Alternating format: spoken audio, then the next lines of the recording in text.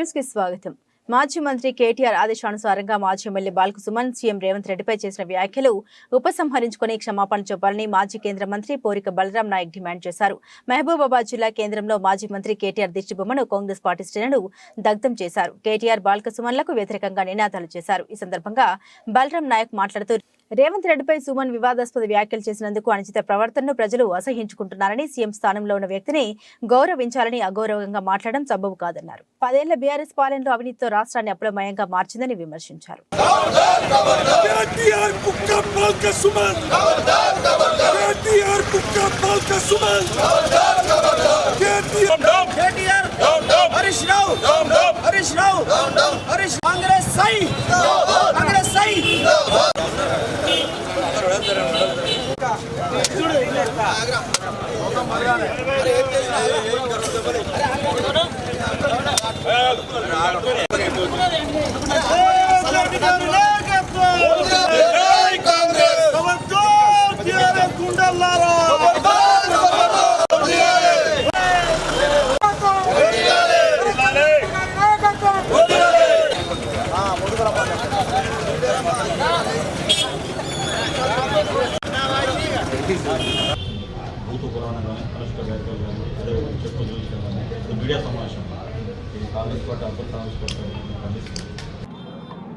సుమన్ గారు చేసిన వాక్యాలు, మల్క సుమన్ గారు చేసిన వాక్యాలు అది కరెక్ట్ కాదు.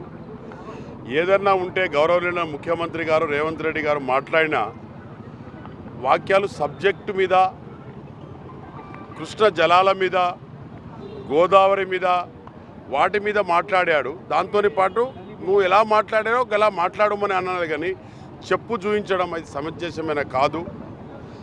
ఆ చెప్పు అట్లా చూపించడం ఒక గౌరవనీయ ముఖ్యమంత్రి గారు ఆ రోజుల్లో తెలంగాణ గురించి మాట్లాడు, తెలంగాణ తెచ్చిన ముఖ్యమంత్రి అన్నాడు. తెలంగాణ తెచ్చింది ఒక ముఖ్యమంత్రి కాదు, చంద్రశేఖరే గారు కాదు. తెలంగాణ తెచ్చింది ఆల్ ఎంపీస్, తెలంగాణ ఎంపీలు పోరాటం చేసి తెలంగాణ ఇచ్చింది సోనియా గాంధీ గారు. తెలంగాణ ఇవ్వడం వల్లే చంద్రశేఖర్ గారు ముఖ్యమంత్రి కాగలిగారు.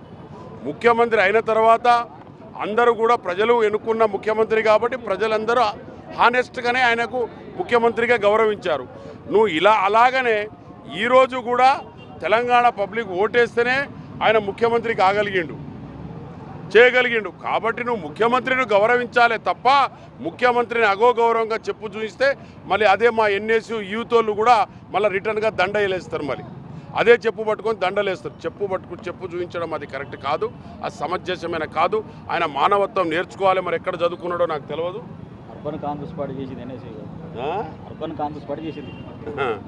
సరే, ఎవరైనా చేయని అది తప్పు, అది తప్పుగానే ఉండాలి. కాబట్టి ఇక ముందునైనా మానుకోవాలి. ఆయన తప్పును సారీ అని చెప్పాలి. గౌరవనీయ ముఖ్యమంత్రి గారికి రేవంత్ రెడ్డి అన్న గారికి తప్పకుండా ఆయన సారీ అని మల్క సుమన్ గారు చెప్పవలసిన అవసరం ఉంది. ఎందుకంటే ఒక గౌరవనీయ ముఖ్యమంత్రి మీద, ఈ రాష్ట్రానికి ముఖ్యమంత్రి ఆయన, వేరే రాష్ట్రానికి కూడా కాదు, ఈ రాష్ట్రం ముఖ్యమంత్రి మీద అలా చెప్పడం, అలా వగ్గరలాగా అగౌరవంగా మాట్లాడడం అది తప్పని చెప్పి నేను భావిస్తున్నాను.